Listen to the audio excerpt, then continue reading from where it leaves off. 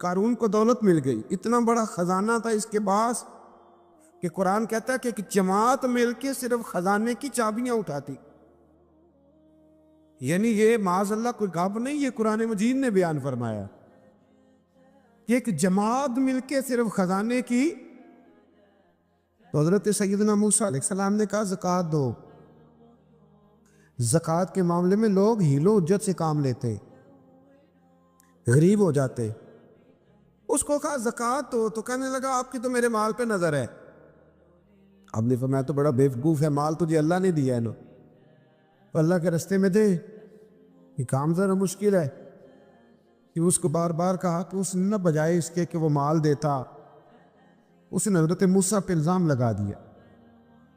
ایک عورت کو تیار کر کے لایا. یہ الزاموں والا کیس سنتے آ رہے ہیں آپ کہاں تک؟ حضرت یوسف پہ بھی لگا، جناب مریم پہ بھی لگا، حضرت سیدنا موسیٰ کلیم پہ بھی لگا، اور حضرت عیسیٰ پہ بھی. سارے ہوئے نا الزامات. آپ کیا بات کرتے ہیں؟ الزام لگانا، بہتان ترازی کرنا، اور ہمارے یہاں اچھی بات دل سے پھیلتی ہے، بری خبر وہ جلدی پھیل جاتی. ایک عورت کو تیار کر کے لایا معاذ اللہ تعالیٰ حضرت موسیٰ پر الزام لگانے کے لیے. اور جب وہ بی بی آپ کے سامنے لا کے کھڑی کی تو حضرت موسیٰ نے جلال فرمایا تجھے قسم ہے اللہ کی عزت کی، سچ سچ بتا معاملہ کیا ہے. تو وہ خاتون کانپنے لگی، کہنے لگی میں موسیٰ کلیم کے سامنے کیسے کھڑی ہو سکتی؟ مجھے تو اس نے پیسے دے کے تیار کیا، مجھے اس نے مجھے پیسے دے کے تیار کیا، اور بڑی اس نے مجھے تکلیف دی ہے. یہ جب کہا تو حضرت موسیٰ علیہ السلام رونے لگے کہ تو سارا کچھ کرتا پر میری سفید چادر پہ داغ تو نہ لگانے کی کوشش کر. آپ رونے لگے. آپ یقین کریں لوگ تکلیف دیتے ہیں بعضوں کا، ایسی بات کرتے ہیں جس کا کوئی وجود نہیں ہوتا. تو یہ کچھ لوگ کر دیتے ہیں لیکن وہ سمجھتے نہیں. کہتے ہیں آپ حوصلہ کریں، آپ درویش ہیں. حضرت موسیٰ سے بڑا درویش کون ہوگا؟ کلیم تھے نا اللہ کے، بڑا جگرا ہے نا. لیکن رو پڑے، کہنے لگے تجھے ایسا نہیں کرنا چاہیے.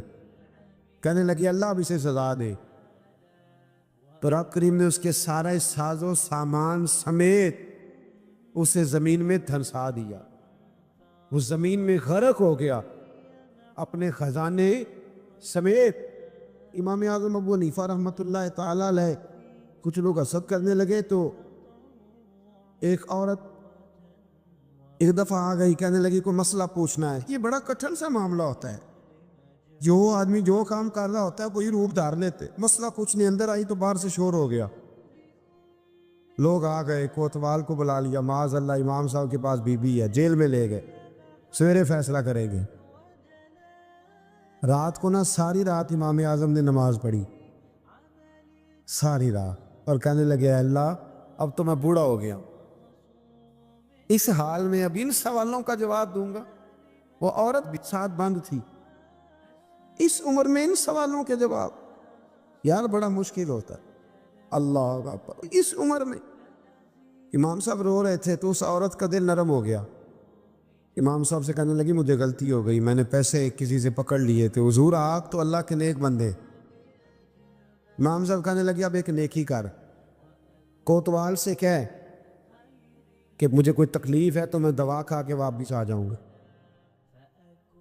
تو وہ کوتوال تو پہلے ملا ہوا تھا، اس نے اس کو کہا کہ مجھے کوئی تکلیف ہے میں گھر جاتی ہوں، دوا کھا کے واپس. امام صاحب نے سمجھا دیا. وہ گئی تو جو برقع اس نے پہنا ہوا تھا نا نقاب ساری عورتیں، وہ جا کے نا اس نے امام صاحب کی بیوی کو دیا. امام صاحب نے اس کو سمجھا کے بھیجا تھا. وہ برقع گھر لے گئی اور جا کے زوجہ کو ساری بات سنائی. وہ دوائی کھانے گھر چلی گئی اور زوجہ برقع پہن کے تھانے آ گئی.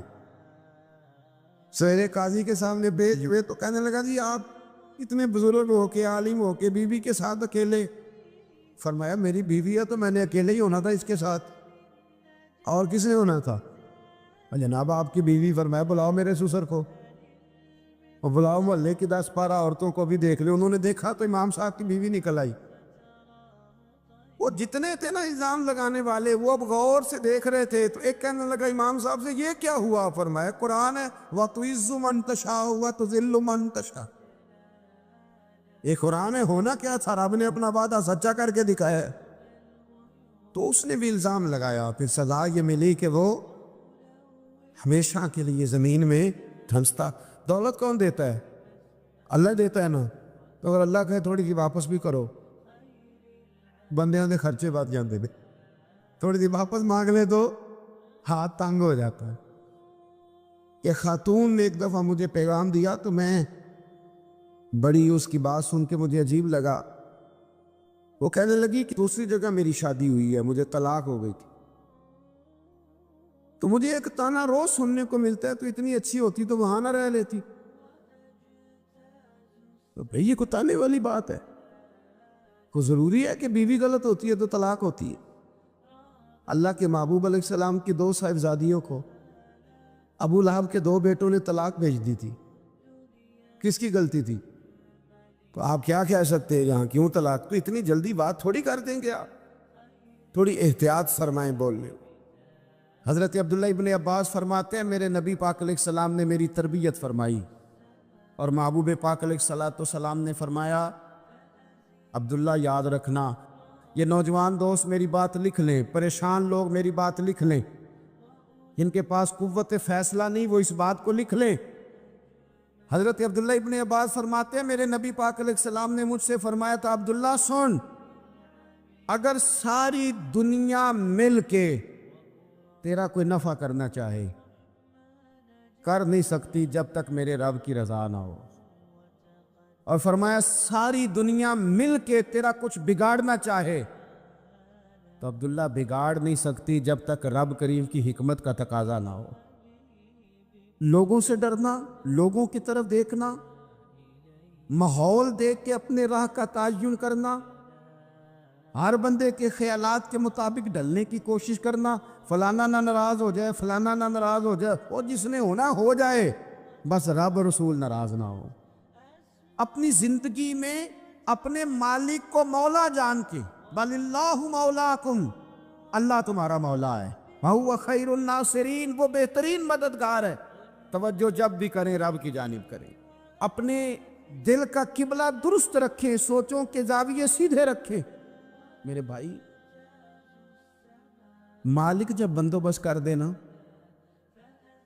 جب مالک بندوبست کر دے، پھر ایسا بندوبست کرتا ہے کہ لوگوں کے پاس نا چارہ نہیں رہتا۔ حضرت مریم رضی اللہ تعالی عنہا پاک باز تھی، مسجد میں رہی تھی، پر مالک کی حکمت کے تقاضے بڑے عجیب ہیں نا۔ پھر جناب مریم کو اللہ تعالیٰ نے بغیر شوہر کی اولاد عطا کر دی۔ یہ بات ہی ایسی تھی، کسی نے کہا تھا کہ مخلوق تو فنکار ہے اس درجہ کے پل بھر میں سنگے در کعبہ سے بھی اصنام تراشے، تم کون ہو کیا چیز ہے داغے کبابی، لوگوں نے تو مریم پہ بھی الزام تراشے۔ تو لوگوں نے کہا کدھر سے لے آئی بچہ، تیرا باپ تو ایسا نہیں تھا، کہاں سے لے آئی؟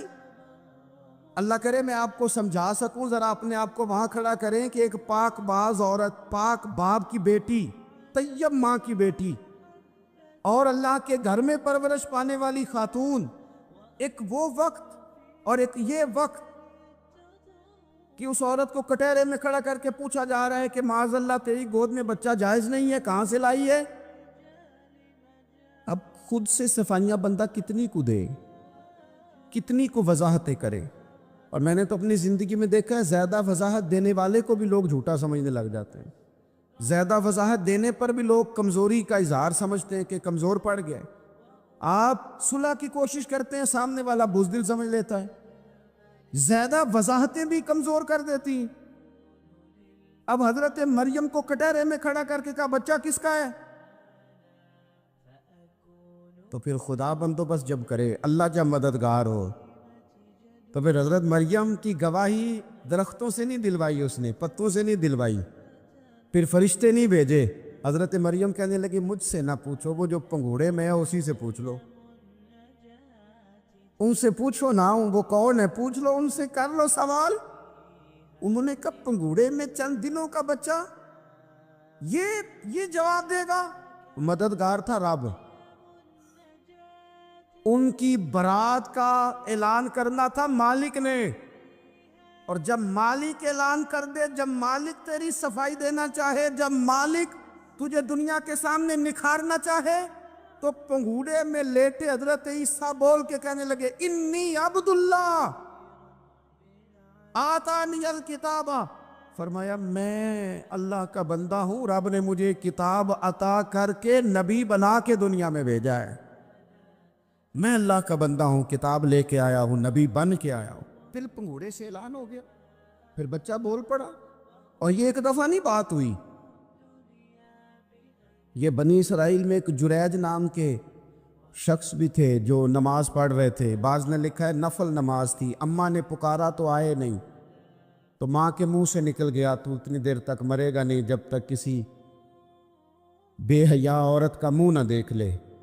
تو وہ عبادت گزار تھے، لیکن لوگوں نے ان کی عبادت، ریاضت، پرہیزگاری کو نہیں دیکھا، بس ایک عورت کو بھیج کے الزام لگوا دیا۔ وہ عورت آیا جایا کرتی تھی، اب آ جاتی ہیں عورتیں، مسئلہ پوچھنے کی نیت سے بھی آ جاتی ہیں۔ ماحول میں کچھ جگہ ایسی بھی ہیں جہاں عورتیں دم کرانے کے بہانے آ جاتی ہیں۔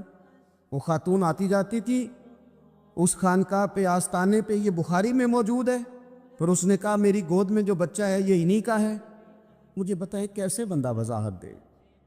حالات خراب ہو گئے، لوگ کٹیا جلانے لگے، ماحول اور طرح کا بن گیا۔ میرے نبی پاک علیہ الصلوۃ والسلام فرماتے ہیں پھر اس رب کے بندے نے کہا مالک تو کریم ہے، تیری مشیت کا تقاضا آیا جو میری ماں نے جملے بولے تھے، پر اب میں وضاحت دینے کے قابل نہیں رہا، اب تو ہی کرم کرے گا تو دروازہ کھلے گا۔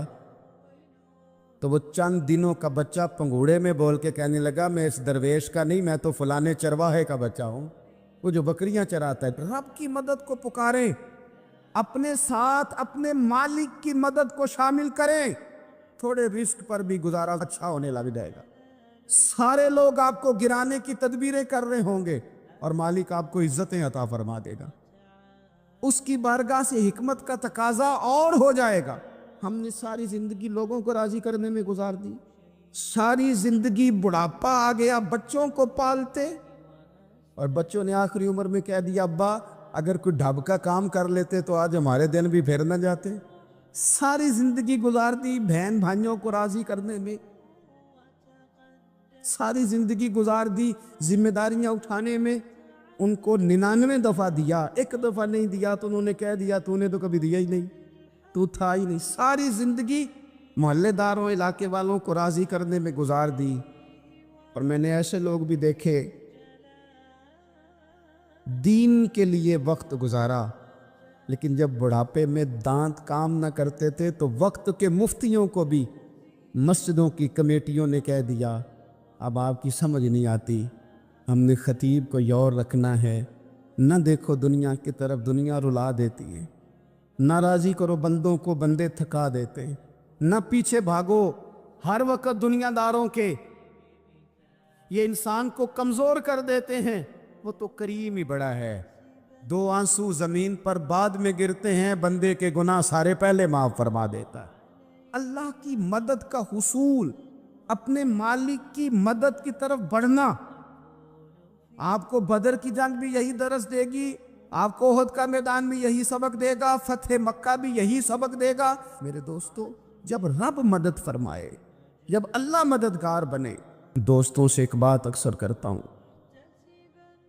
میں کہتا ہوں کہ جتنے درد سے آپ امیر کو اپنی کہانی سناتے ہیں نا، اور جس طرح آپ کے آنسو بات کرنے سے پہلے گر جاتے ہیں کہ غریب ہیں، بچیاں ہیں، کاروبار نہیں، او میرے سنگیو،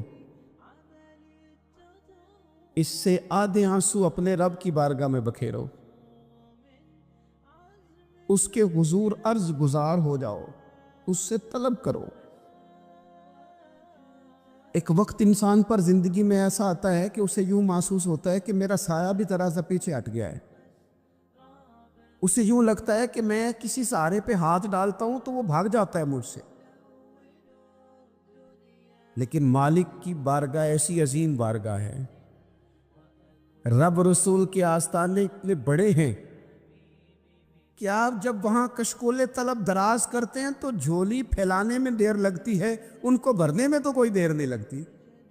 ہم نے اپنا سوچ کا قبلہ ہی دنیا کو بنا لیا ہے، یہ جو اللہ والوں کی مدد ہے یہ تو ہے نہیں، اللہ ہی کی مدد ہے۔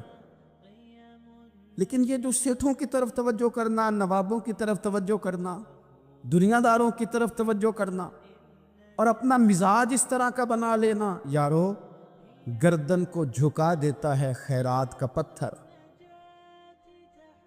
جہاں میں مانگنے والوں کے سر کبھی اونچے نہیں ہوتے۔ اور اقبال کہتے ہیں غیرت ہے بڑی چیز جہان تگ و دو میں، پہناتی ہے یہ فقر کو تاج سردارا۔ میں عرض کروں گا کہ اپنی آپ جب توجہ کا قبلہ اللہ رسول کو بنائیں گے تو رب فرماتے وَيَرْزُقْهُ مِنْ حَيْثُ لَا يَحْتَسِبُ، میں نہ تجھے وہاں سے رزق دوں گا جہاں سے کبھی تیرا گمان بھی نہیں کیا ہوگا، یہاں سے بھی مل سکتا ہے، تو نے سوچا بھی نہیں ہوگا۔ بخاری شریف میں حدیث ہے، حضرت جابر بن عبداللہ فرماتے ہیں نبی پاک صلی اللہ علیہ وسلم نے نا 300 لوگوں کا ایک لشکر روانہ کیا کسی مہم کے لیے، کسی جہاد کے لیے۔ حضرت ابو عبیدہ بن جراح رضی اللہ تعالیٰ عنہ امیر لشکر تھے۔ فرماتے غربت اتنی زیادہ تھی، بھوک اتنی زیادہ تھی کہ ایک ایک کھجور دن میں ایک وقت کھانے کو ملتی تھی، اور کچھ دن ایسے آئے کہ اب کھجور بھی نہیں مل رہی۔ فرماتے اتنی زیادہ بھوک لگی مجاہدین کو 300 بندہ پتے کھا کے گزارا ہونے لگے۔ یہ بخاری میں موجود ہے۔ آپ فرماتے کہ دریا کے کنارے ہمارا پڑاؤ تھا، ٹھہراؤ تھا، جب بھوک سے نڈھال ہو گئے نا وَيَرْزُقْهُ مِنْ حَيْثُ لَا يَحْتَسِبُ، اللہ وہاں سے روزی دیتا ہے، گمان بھی نہیں ہوتا۔ فرماتے ہیں ایک مچھلی اللہ تعالیٰ نے دریا کے کنارے بھیجی، فرماتے ہیں وہ تھی تو مچھلی پر پہاڑ جتنی تھی۔ بخاری میں لفظ ہیں، حضرت جابر بن عبداللہ رضی اللہ تعالیٰ عنہ فرماتے ہیں 300 آدمی 18 دن تک اس مچھلی کو کھاتے رہے، مچھلی ختم ہی نہیں ہوئی۔ مچھلیاں نہیں، مچھلی کہتے ہیں 18 دن 300 بندہ کھاتا رہا، مچھلی ختم ہی نہیں ہوئی۔ اور فرماتے ہیں کہ اس کی ہڈی نکال کے، کانٹا کہیں گے آپ اپنی زبان میں، کہتے ہیں وہ نکال کے نا تو اس کو کھڑا کیا نا جب، تو اونٹ کجاوے سمیت اس کے بیچ سے گزر جاتا تھا، 2 اس کے کانٹے جوڑے۔ فرماتے ہیں وہ اس کا گوشت ہم کھاتے تھے اور اس کی چربی بطور تیل کے ہم جسموں پہ ملتے تھے، بیماروں کو اس سے سکون آتا تھا، تندرستی شفا ہوتی۔ فرماتے ہیں ہم کھایا بھی ہم نے، اور کچھ لے کے ہم مدینے بھی گئے، اور قربان جائیں نبی پاک نے بھی اس میں سے کھایا۔ ہم نے عرض کی حضور یہ معمہ کیا ہے، یہ ماجرا کیا ہے؟ تو محبوب نے فرمایا تمہارے پاس غذا نہیں تھی، رب نے تمہارے لیے بندوبست کیا ہے، اللہ نے تمہیں دیا ہے۔ مکان شروع کر لیا ایک صاحب نے، وہ مکان بنانے لگے، آپ وہ حساب لگا رہے ہیں، کہتے ہیں میرے پاس اتنے پیسے ہیں، اتنے میں نے فلانے دوست سے کہنا ہے اس نے دے دینے، اتنے فلانے رشتہ دار سے کہنا ہے اس نے دے دینے، اتنے فلانے سے کہنا ہے اس نے دے دینے۔ یہ ساری کاپی بنا کے مکان شروع کر لیا۔ جو روز کہتا تھا نا کوئی حکم ہو جاتے دسی، سب سے پہلے اس کو کہا میاں پیسے چاہیے دین، وہ کہندا ہو کل ہی منڈا ٹوریا ہے، کدے تو پرسوں 10 داتے لب جانے سن۔ میں آپ کو اپنے تجربے کی بات بتا رہا ہوں۔ یہ لوگوں کا خیال ہوتا ہے نا کہ آپ سٹارٹ کریں فلانا کام، ہم آپ کے ساتھ ہیں، اللہ کا ہی کوئی نظام ہے، وہ بالکل بھی نہیں ساتھ ہوتے۔ لیکن ایسا نہیں ہے کہ کوئی ساتھ نہیں ہوتا، اللہ تعالیٰ بڑے اسباب پیدا کرتا ہے، وہاں سے دیتا ہے جہاں سے گمان بھی۔ ہمارا یہ ذہن بن جاتا ہے، ہم ساری اپنے حساب سے چلتے، اتنے رشتہ داروں سے، اتنے، کون آپ کے ساتھ چلے گا؟ سوال ہی نہیں پیدا ہوتا۔ یہ سارے کام چھوڑ کے سب سے پہلے 2 رکعتیں پڑھو، اپنے رب کی بارگاہ میں، رسول کائنات کی بارگاہ میں گزارشات اور استغاثے پیش کرو، وہاں سے خیر طلب کرو۔ دنیا دار کیا دیں گے، کیا دے سکتے ہیں، کیا حیثیت ہوتی ہے کسی؟ اللہ کہتا ہے وہاں سے دوں گا۔ تو جو اللہ مال دے وہ لینا چاہیے کہ رشتہ داروں کا مال دیکھنا چاہیے؟ جو اللہ دے وہ لینا چاہیے کہ سیٹھوں نوابوں کی جیبیں دیکھنی چاہیے؟ جو اللہ دے وہ قبول کرنا چاہیے یا دیکھنا چاہیے کون سا آدمی کہاں پہنچ گیا؟ چھوڑو، اپنی مٹی پہ چلنے کا سلیقہ سیکھو۔ کسی کے سنگ مرمر پہ چلو گے تو پھسل جاؤ گے۔ مدد اللہ سے چاہیں، اپنی توجہات کا مرکز رب رسول کی ذات پر بنائیں، پھر آپ محسوس کریں گے کہ بڑی جلدی اللہ تعالیٰ کی مدد آنے لگی ہے۔ کبھی آپ صرف کہہ دیں نا میرا رب میرے ساتھ ہے، اس لفظ میں اتنی طاقت ہے کہ دشمن ویسے زہر ہو جاتا ہے۔ زندگی میں کسی سے بھی لڑائی ہو اچھی طرح سوچ لیں کہ اللہ اس طرف ہے یا اس طرف ہے۔ اگر آپ زیادتی پہ ہیں تو پھر رب مظلوم کی جانب ہے۔ اگر اللہ کی مدد آپ کے ساتھ ہے تو دنیا کی کوئی طاقت آپ کو گرا نہیں سکتی، اور اگر آپ مظلوم کے مقابلے میں ظالم بن کے آپ کھڑے ہو گئے ہیں اور آپ نے رویہ وہ اختیار کیا ہے کہ جس میں مدد نہیں آئے گی، تو پھر یاد رکھ لیں کہ آپ کوئی بھی ہیں، کہاں بھی ہیں، آپ کمزور ہیں۔ طاقتور تھے ابتدائے اسلام میں، ظاہری طاقت تھی کفار مکہ کے پاس، وہ ڈنڈوں سے مارتے تھے غریبوں کو، ان کے ہاتھوں میں ڈنڈے تھے، پر خدائی طاقت ان مظلوموں کے ساتھ تھی۔ صاحب زرقانی نے لکھا ہے، حضرت زنیرہ رضی اللہ تعالیٰ عنہ ایک لونڈی ہیں، غریب ہیں، ماڑے دا کی کام محمد نس جانا یا رونا، غریب سادی بی بی اور لونڈی کنیزہ، ایک مشرک کی کنیزہ تھی، انہوں نے کلمہ پڑھ لیا، وہ ڈنڈوں سے مارتا، دروں سے مارتا، تکلیف دیتا۔ حضرت زنیرہ رضی اللہ تعالیٰ عنہ کو اتنا مارا، اتنا مارا۔ اب آپ ایک اور پہلو پر بھی غور کریں، مار بھی پڑ رہی ہے پر خدا ادھر ہی ہے، اللہ کی مدد ادھر ہی ہے۔ رب کہتا ہے کہ پہلے تو صبر کرنا، ان اللہ مع الصابرین، تو صبر کرے گا تو پھر رب کی معیت ملے گی، ذرا ٹھہرنا، تو تھوڑا ڈٹنا۔ ان الذین قالوا ربنا اللہ ثم استقاموا تتنزل علیہم الملائکہ، تو کہے اللہ میرا رب ہے، پھر تو پہلے ڈٹ، پہلے تو نے ڈٹنا ہے۔ ثم استقاموا، جو ڈٹ گیا، تتنزل علیہم الملائکہ، ڈٹنے والے کے لیے مدد آتی، پہلے تھوڑا ٹھہرنا پڑتا ہے، پہلے تھوڑا صبر کرنا پڑتا ہے، حوصلہ کرنا پڑتا، اس کے بعد مدد آتی۔ مار پڑ رہی ہے، مارا جا رہا ہے، حضرت زنیرہ کو ان کا مالک جو ہے ظاہری آقا وہ مار رہا ہے، یہ کنیزہ ہے، اتنا مارا، اتنا مارا، ان کی بینائی چلی گئی، نظر آنا بند ہو گیا۔ ابو جہل آیا اور کہنے لگا زنیرہ دیکھا نا ہمارے بت تیری آنکھیں لے گئے، معاذ اللہ، لات و منات ہمارے بتوں نے تجھے اندھا کر دیا۔ اب ایسا نہیں ہے کہ بی بی روتی جا رہی ہے، روتی جا رہی ہے، مایوسی مایوسی، معاذ اللہ، پریشانی، غریبی بڑی ہے، پوچھنے والا کوئی نہیں، یہ باتیں نہیں۔ کیا جملے ہیں خاتون کے، کیا لفظ ہیں۔ ابو جال نے طنزیہ کہا، معاذ اللہ، کہنے لگا دیکھا نا ہمارے بتوں نے تجھے اندھا کر دیا۔ تو جناب زنیرہ آنکھوں کی بینائی گئی ہے، رات کو گئی ہے، دکھ ابھی تازہ ہے، لیکن اللہ پہ جو توکل ہے، اپنے مالک سے جو رشتہ ہے وہ اتنا مضبوط ہے، اتنا طاقتور ہے، اس میں اتنی گہرائی ہے کہ حضرت زنیرہ بول کے نا اتنی قوت سے بولی، اتنی طاقت سے بولی کہ پورے کفر پر لرزہ طاری ہو گیا۔ فرمانے لگی تمہارے بتوں کی کیا اوقات ہے کہ وہ میری بینائی لے جائیں، یہ میری رب کی حکمت کا تقاضا ہے۔ جب تک اس نے چاہا زنیرہ دیکھتی رہی، اور جب اس نے چاہا زنیرہ کی آنکھوں کی بینائی چلی گئی، اور اگر وہ چاہے گا نا تو بینائی واپس بھی کر دے گا۔ اگر ہو ذوق یقین پیدا تو کٹ جاتی ہیں زنجیریں، اگر وہ چاہے گا تو بینائی آ بھی جائے گی۔ حضرت زنیرہ نے رات کو یہ لفظ کہے، ابو جال اور سارے کفار ڈر کے سن کے چلے گئے، آپ اطمینان سے آ کے بستر پہ سوئی۔ جب سویرے اٹھی تو اللہ نے آنکھوں کی روشنی واپس کر دی تھی، آنکھوں کی اب چھڑی پکڑی ہے، بازاروں میں گھومتی ہے، کہتی ہیں بلاؤ کدھر ہے تمہارے لات و منات، دیکھو میرے رب نے روشنی واپس کر دی۔ آ کر میرے ساتھ ادھر آ، ستمگر ہنر آزمائیں، تو تیر آزما ہم جگر آزمائیں۔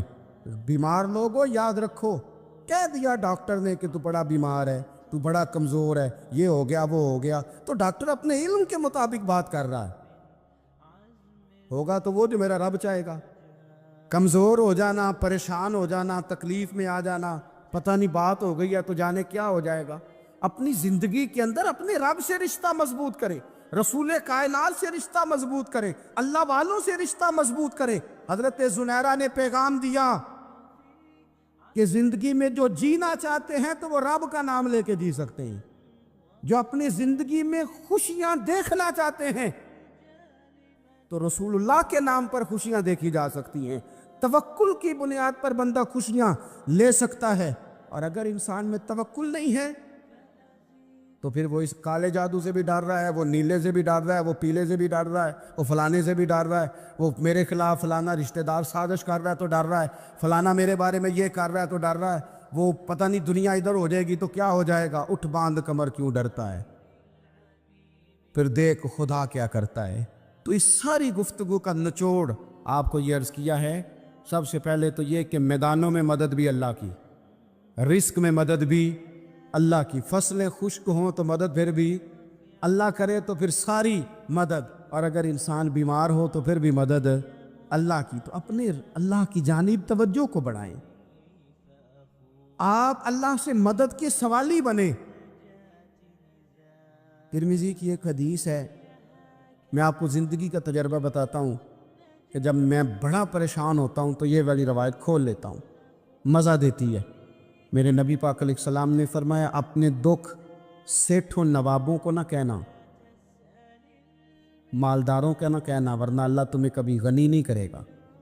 فرمایا اپنے دکھ اپنے رب کی بارگاہ میں عرض کرنا, جلدی کرے یا دیر سے کرے اللہ تمہیں لوگوں سے بے نیاز کر دے گا, اللہ تمہیں غنی کر دے گا. رات کو بیٹھو نا اس کی بارگاہ میں.